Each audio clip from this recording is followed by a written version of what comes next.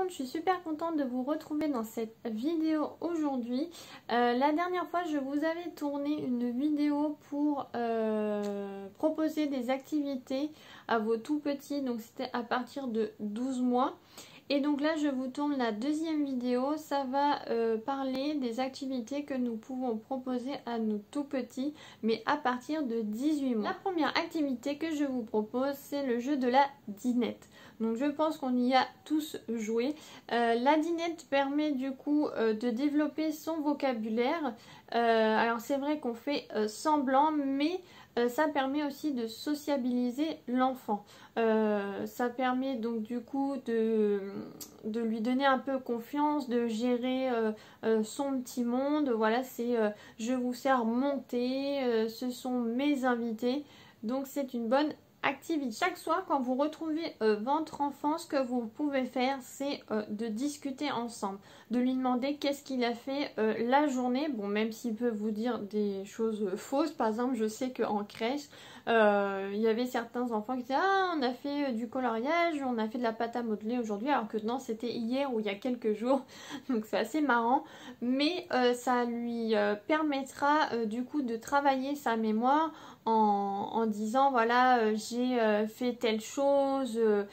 Pareil, ça développe son vocabulaire parce qu'il va chercher ses mots, il va essayer de se rappeler qu'est-ce qu'on a fait dans la journée. S'il a des mots qu'il a appris, je pense qu'il va vous les ressortir également. Troisième activité que vous pouvez proposer à votre enfant, c'est la peinture à l'eau. Donc je m'explique. Vous pouvez aller dehors avec votre enfant, lui remplir un petit seau d'eau et prendre un pinceau, voilà, sans peinture ni rien. Et en fait le but, ça va être qu'il va tremper son pinceau et par exemple, il va mettre de l'eau sur un mur. Donc c'est super intéressant parce que donc ça développe sa motricité. Il se dit tiens, je me sens efficace, enfin voilà, j'aide papa et maman.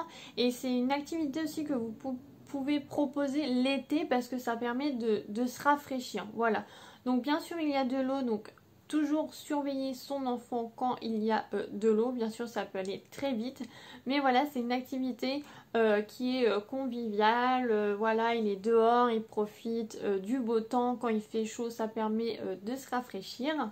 Donc l'activité qui suit, c'est lecture à deux. Donc ce que j'entends par lecture à deux, c'est votre enfant à 18 mois, enfin plus de 18 mois, aime lire. Même s'il ne sait pas lire, il aime prendre les livres, tourner les pages. Donc ce que vous pouvez faire, donc c'est vrai qu'à 18 mois, ils ont tendance à avoir un peu la bougeotte.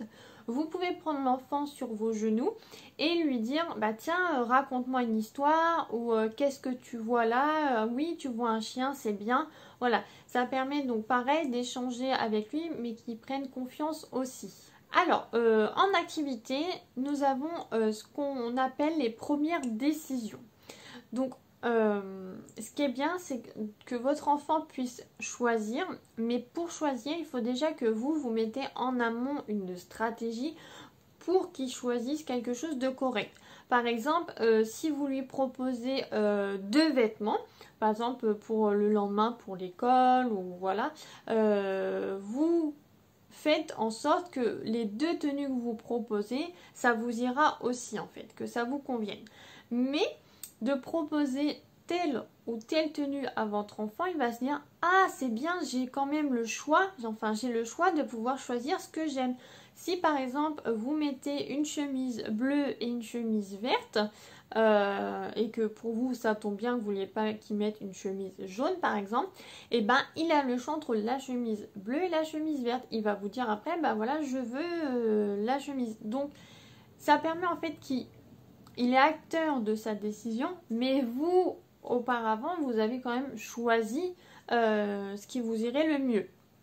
Pareil, si vous devez aller à la boulangerie et à la poste, vous dites par exemple, bah voilà, mon chéri, tu préfères aller à la poste en premier ou à la boulangerie? Et comme ça, il choisit. Vous, au final, vous deviez aller aux deux.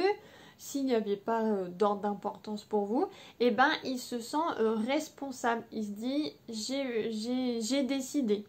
Afin que vos enfants soient proches des animaux, pour moi je trouve que c'est important. Ce qu'on voit en ce moment, les gens qui s'en prennent aux chevaux, qui leur découpent les oreilles, qui leur découpent les testicules, je trouve cela inadmissible. Pour moi, les animaux, c'est la vie. Je suis désolée si ça pose problème. Mais voilà, je tenais à dire mon avis là-dessus. Donc je pense que c'est important d'éduquer nos enfants et des valeurs qui sont d'aimer les animaux, de ne pas leur faire de mal. Petite parenthèse fermée, je reviens à mon activité. C'est pour dire que l'activité que je vous propose, c'est par exemple de donner à manger aux oiseaux. Vous pouvez préparer des petites gourmandises, donc vous trouvez des recettes sur internet ou voilà, vous pouvez vous-même faire avec des boules de graisse et des graines, des petites boules que vous accrochez pour que les oiseaux puissent manger. Nous parlons donc de livres tout à l'heure où votre enfant aime prendre un livre, le regarder même s'il ne sait pas lire. Ce que vous pouvez faire en activité, c'est de lui préparer un sac à livres, c'est-à-dire un sac que vous pouvez choisir en toile et que vous allez décorer à votre manière avec votre petit pour que ça soit son sac à livres. Donc vous pouvez prendre de la peinture non toxique et qui mette ses empreintes dessus. Vous pouvez acheter des stickers pour qu'il les colle dessus. Enfin voilà, c'est un moment convivial où vous allez faire quelque chose ensemble et qui servira bien sûr après pour mettre ses livres préférés dedans. En activité que j'aimais beaucoup faire en crèche, c'était de me mettre par terre et d'avoir mes jambes écartées. Et en face de moi, il y avait pareil un enfant qui se mettait dans la même position que moi. Et entre nos jambes, on avait un ballon et ça permettait de se lancer le ballon sans que celui-ci sorte du terrain. Donc c'était une activité qu'ils aimaient beaucoup. L'activité suivante que je vous propose, c'est une activité culinaire. C'est de faire une pizza en forme de tortue. Donc je vous invite à aller sur mon blog, donc je vous mettrai mon lien en description. Donc vous faites votre pizza en forme de tortue et votre enfant pourra garnir de la façon qu'il veut ou que vous avez demandé.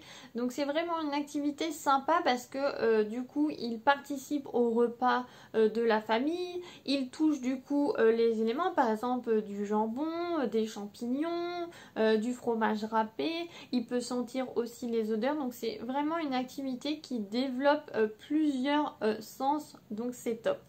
La dernière activité que je vous propose, c'est une activité peinture ou coloriage, c'est vous qui vous voyez ce que vous voulez mettre en place, mais c'est la création d'un arc-en-ciel, donc vous pouvez en trouver bien sûr sur internet qui sont déjà dessinés, ou vous le dessinez vous-même et votre enfant se verra donc soit tremper son doigt dans la peinture et colorier chaque arc-en-ciel d'une différente couleur, ou alors bien sûr il peut utiliser les crayons de couleur. Voilà, c'est terminé pour la vidéo concernant les activités que vous pouvez faire avec vos tout petits au-delà de 18 mois.